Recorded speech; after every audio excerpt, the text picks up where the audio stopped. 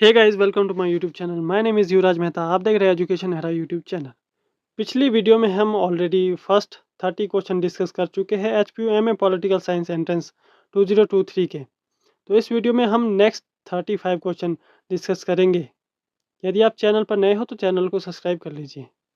Video में आगे बढ़ने से पहले यदि आप हिमाचल प्रदेश विश्वविद्यालय द्वारा एमए पॉलिटिकल साइंस एंट्रेंस के जितने भी क्वेश्चन पेपर 2018 से 2024 तक कंडक्ट करवाए गए हैं, यदि आप इनकी आंसर की और नोट्स चाहते हैं तो आप मुझे इस व्हाट्सएप नंबर पर संपर्क कर सकते हैं। कमेंट बॉक्स में भी आपको लिंक मिल जाएगा, उसके ऊपर टैप करके आप मुझे डायरेक्ट व्हाट्सएप में टेक्स्ट कर सकते हैं।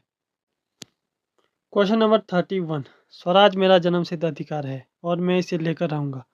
भारतीय राष्ट्रीय कांग्रेस के किस अधिवेशन में तिलक ने यह घोषणा की थी? तो ऑप्शन नंबर ए आपका राइट आंसर हो जाएगा, क्योंकि लखनऊ सत्र 1916 में बाल गंगाधर तिलक ने यह घोषणा की थी तथा कहा था कि स्वराज मेरा जन्मसिद्ध अधिकार है और मैं इसे लेकर रहूंगा। Question number 32। निम्नलिखित में से hydro electric power plant Himachal Pradesh में स्थित नहीं है। तो ऑप्शन नंबर बी आपका राइट आंसर हो जाएगा, क्योंकि Sardar Sarovar hydro electric power plant जो है वो नर्मदा नदी पर है और ये गुजरात में स्थित है, इसलिए ऑप्शन नंबर बी आपका राइट आंसर हो जाएगा। बाकी तीनों पावर प्लांट है जिसमें भांखड़ा, नाथपा और देहर जो है वो हिमाचल प्रदेश में ही लोकेटेड है। Question number 33। निम्नलिखित में से किसने होम रूल मूवमेंट की शुरुआत की? तो ऑप्शन नंबर बी इसमें राइट आंसर होगा, क्योंकि 1916 में बाल गंगाधर तिलक द्वारा जो है होम रूल मूवमेंट चलाया गया था और 1918 तक यह मूवमेंट चला था। Question number 34। निम्नलिखित में से कौन सा राज्य के सप्तांग सिद्धांत का भाग नहीं है? तो ऑप्शन नंबर डी इसमें राइट आंसर होगा, क्योंकि कर्म जो है वो सप्तांग थ्योरी का भाग नहीं है। Question number 35। स्वल्प तंत्र का लौह नियम मुहावरा किसने दिया था?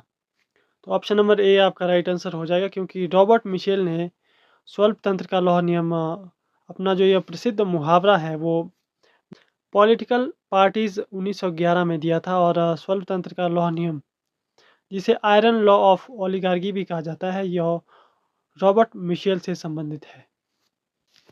Question number 36। What Congress and Gandhi have done to the untouchables पुस्तक किसने लिखी थी? ऑप्शन नंबर बी आपका राइट आंसर होगा, क्योंकि अंबेडकर जो है यह पुस्तक लिखते हैं। Question number 37। राष्ट्रीय आपातकाल के दौरान किन अनुच्छेदों को निलंबित नहीं किया जा सकता? तो ऑप्शन नंबर सी इसमें राइट आंसर होगा, क्योंकि आर्टिकल 20 एंड आर्टिकल 21 को जो है राष्ट्रीय आपातकाल के दौरान निलंबित नहीं किया जा सकता। और आर्टिकल 359 के अकॉर्डिंग आर्टिकल 20 और 21 को निलंबित नहीं किया जा सकता आपातकाल के दौरान। Question number 38। नीचे दो कथन दिए गए हैं, एक अभिकथन ए और दूसरे को कारण आर कहा गया है। नीचे दिए गए कूट से सही उत्तर का चयन करें। इसमें आपके पास option number A right answer हो जाएगा, क्योंकि ए और आर दोनों सत्य है और आर ए की सही व्याख्या करता है। Question number 39। संवैधानिक उपचारों का अधिकार, जिसे अंबेडकर ने संविधान के हृदय और आत्मा के रूप में माना है, भारतीय संविधान के किस अनुच्छेद के अंतर्गत आता है? तो ऑप्शन नंबर ए आपका राइट आंसर होगा, क्योंकि आर्टिकल 32 जो है संवैधानिक उपचारों का अधिकार उसमें शामिल किया गया है और अंबेडकर द्वारा इसे हृदय और आत्मा कहा गया है संविधान की। Question number 40। धन विधेयक के संदर्भ में इनमें से कौन सा कथन सत्य है? तो इसमें जो है कथन 1, कथन 3 और कथन 4 आपके सत्य है। और कथन 2 जो है आपके पास, इसे लोकसभा या राज्यसभा में पेश किया जा सकता है, यह गलत है, क्योंकि जो आपका धन विधेयक है वो केवल लोकसभा में ही पेश किया जा सकता है और राज्यसभा में इसे पेश नहीं किया जा सकता है। Question number 41। निम्नलिखित का मिलान कीजिए। एक साइड आपको चुनाव प्रक्रिया दी गई है और दूसरी साइड आपको देश दिए गए हैं। तो इसमें जो राइट मिलान होगा वो होगा फर्स्ट पास्ट द पोस्ट। जो सिस्टम है वो यूएसए से संबंधित है और दल सूची प्रणाली स्विट्जरलैंड से संबंधित है और अतिरिक्त सदस्य जो प्रणाली है वो जर्मनी से संबंधित है और दूसरी मतपत्र प्रणाली फ्रांस से संबंधित है। क्वेश्चन नंबर 42, किस समिति की सिफारिश के तहत 42वें संवैधानिक संशोधन द्वारा भारतीय संविधान में मौलिक कर्तव्यों को शामिल किया गया था? तो ऑप्शन नंबर डी इसमें राइट आंसर होगा, क्योंकि स्वर्ण सिंह समिति जो थी उसके अकॉर्डिंग ही भारतीय संवैधानिक संशोधन, जो 42वां संवैधानिक संशोधन था, उसके तहत भारतीय संविधान में मौलिक कर्तव्यों को शामिल किया गया था। और आर्टिकल 51A में जो है मौलिक कर्तव्य का वर्णन किया गया है, और 1976 में 42वां संवैधानिक संशोधन द्वारा इसे संविधान में जोड़ा गया था। संस्थानम समिति जो है वो 1962 में गठित की गई थी, और इसका उद्देश्य भ्रष्टाचार की रोकथाम के लिए किया गया था, जिसके अध्यक्ष संस्थानम थे। बलवंत राय मेहता समिति 1957 में गठित हुई थी, और ये पंचायती राज से संबंधित थी। बाकी तारकुंडे समिति जो है, तारकुंडे समिति 1974-75 में इसका गठन किया गया था, और सिटीजन्स ऑफ डेमोक्रेसी की ओर से जयप्रकाश नारायण ने चुनाव सुधार के लिए इसका गठन किया था। क्वेश्चन नंबर 43, महाभारत के किस पर्व में आपको राजनीतिक दर्शन पर उपदेश मिलता है? तो ऑप्शन नंबर सी इसमें राइट आंसर होगा, क्योंकि शांति पर्व में जो है राजनीतिक दर्शन पर उपदेश मिलता है महाभारत में। क्वेश्चन नंबर 44, निम्नलिखित का मिलान कीजिए। एक साइड आपको विचारक दिए गए हैं, और दूसरी साइड आपको भारतीय संघवाद पर जो विचारकों द्वारा दिए गए हैं उनका आपने मिलान करना है। तो इसमें जो राइट आंसर हो जाएगा, ग्रेनवेल ऑस्टिन जो है वो सहकारी संघवाद की बात करते हैं। केसी वियर जो है वो अर्ध संघीय भारतीय संघवाद को बताते हैं, और मॉरिस जोन्स जो है वो सौदेबाजी संघवाद से संबंधित है, और आइवर जेनिक्स जो है एक मजबूत केंद्रीकरण प्रवृत्ति के साथ संघ की बात करता है। क्वेश्चन नंबर 45, किसने यह तर्क दिया कि भविष्य में युद्ध देशों के बीच नहीं बल्कि संस्कृतियों के बीच लड़े जाएंगे? तो ऑप्शन नंबर 20 में राइट आंसर होगा, क्योंकि हटिंगटन जो है वो इस तरह की बात करते हैं कि भविष्य में युद्ध जो है देशों के बीच नहीं बल्कि संस्कृतियों के बीच लड़े जाएंगे। और उनकी प्रसिद्ध पुस्तक 1996 में जो the clash of civilization and the remaking of world order में वो अपना यह प्रसिद्ध बयान देते हैं कि भविष्य में युद्ध संस्कृतियों के बीच लड़े जाएंगे। इसके अतिरिक्त फ्रांसिस फुकुयामा जो है अपनी प्रसिद्ध पुस्तक लिखते हैं the end of history and last man. यह पुस्तक भी आपके लिए काफ़ी ज़्यादा इंपॉर्टेंट है, क्योंकि कई बार HP द्वारा यह एग्जाम में पूछी जाती है। क्वेश्चन नंबर 46, छठी अनुसूची के प्रावधान इनमें से किस राज्य पर लागू नहीं होते? तो ऑप्शन नंबर डी जो है नागालैंड पर यह प्रावधान लागू नहीं होते हैं। भारतीय संविधान की छठी अनुसूची पूर्वोत्तर राज्य के जनजातीय क्षेत्रों के प्रशासन के लिए विशेष प्रावधान है। यह अनुसूची निम्नलिखित राज्यों पर लागू होती है, जिसमें आपके पास असम, मेघालय, त्रिपुरा और मिजोरम आते हैं। तो नागालैंड पर यह प्रावधान जो है छठी अनुसूची के लागू नहीं होते हैं। क्वेश्चन नंबर 47, किस संविधान संशोधन ने संपत्ति के अधिकार को मौलिक अधिकार की सूची से हटा दिया था?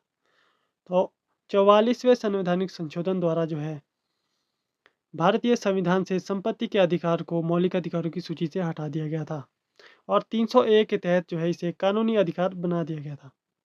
इससे पहले इसका वर्णन आर्टिकल 31 में था, और 1978 में 44वें संवैधानिक संशोधन द्वारा इसे हटाकर 300A में डाल दिया गया था, जिसके तहत यह एक कानूनी अधिकार बन गया। क्वेश्चन नंबर 48, निम्नलिखित का मिलान कीजिए। एक साइड आपको विचारक दिए गए हैं, और दूसरी साइड उनके मूल पाठ जो है वो दिए गए हैं। तो मॉर्गेंथु जो है वो राष्ट्रों के बीच राजनीति लिखते हैं। थुसिडाइस जो है वो पेलोपोलिनियस वॉर से संबंधित है, और केनेथ वॉल्ट जो है वो अंतर्राष्ट्रीय राजनीति का सिद्धांत इससे संबंधित है, और EH केयर जो है वो 20 वर्षों का संकट से संबंधित है। क्वेश्चन नंबर 49, निम्नलिखित में से किसने हंस मॉर्गेंथु के राजनीतिक यथार्थवाद के 6 सिद्धांतों को नारीवादी दृष्टिकोण में पुनर्निर्मित किया है? तो ऑप्शन नंबर डी इसमें राइट आंसर हो जाएगा, क्योंकि टिकनर ने जो है मॉर्गेंथु के जो यथार्थवादी सिद्धांत थे उनको नारीवादी दृष्टिकोण से विश्लेषित किया है।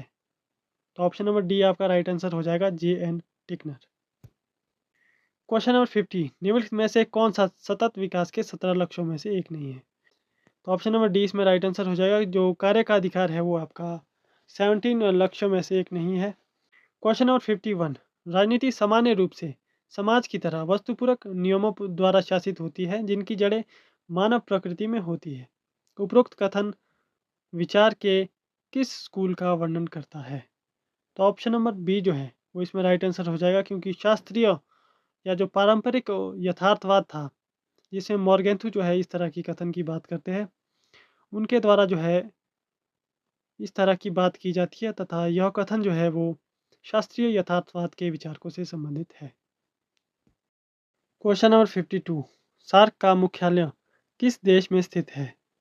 तो ऑप्शन नंबर ए आपका राइट आंसर हो जाएगा, क्योंकि सार्क का मुख्यालय काठमांडू में स्थित है और 1985 में जो है सार्क की स्थापना हुई थी और 8 सदस्य इसमें शामिल है, जिनमें आपके पास अफगानिस्तान, बांग्लादेश, भूटान, भारत, मालदीव, नेपाल, पाकिस्तान और श्रीलंका सार्क का प्रमुख भाग है। क्वेश्चन नंबर 53, एक राष्ट्र का अस्तित्व उसकी पहली और अंतिम जिम्मेदारी है।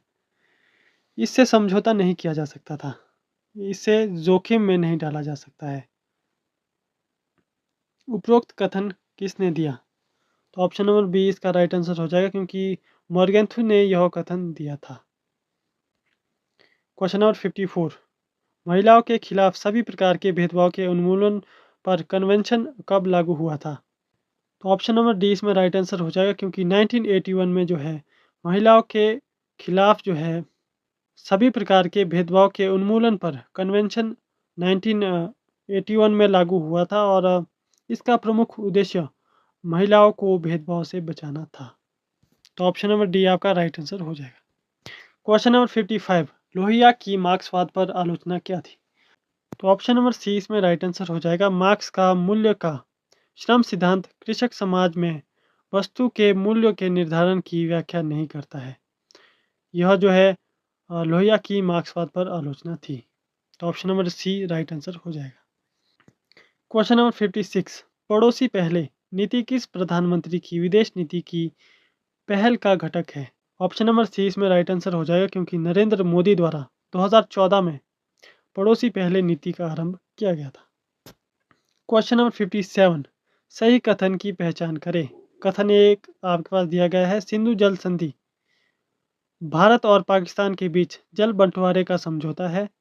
इस पर 1960 में हस्ताक्षर किए गए थे और यह संधि पश्चिमी नदियों सिंधु, झेलम, चिनाब से पाकिस्तान और पूर्वी नदियों रावी, ब्यास और सतलुज से भारत को जल आवंटित करती है।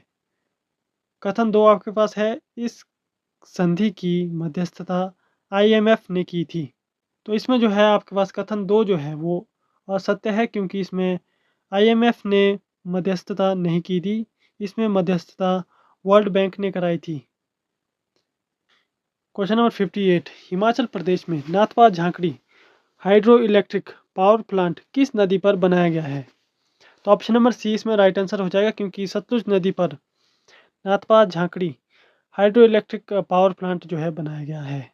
तो ऑप्शन नंबर सी इसमें राइट आंसर हो जाएगा। क्वेश्चन नंबर 59, मानवाधिकारों के अंतर्राष्ट्रीय विधेयक में क्या शामिल है?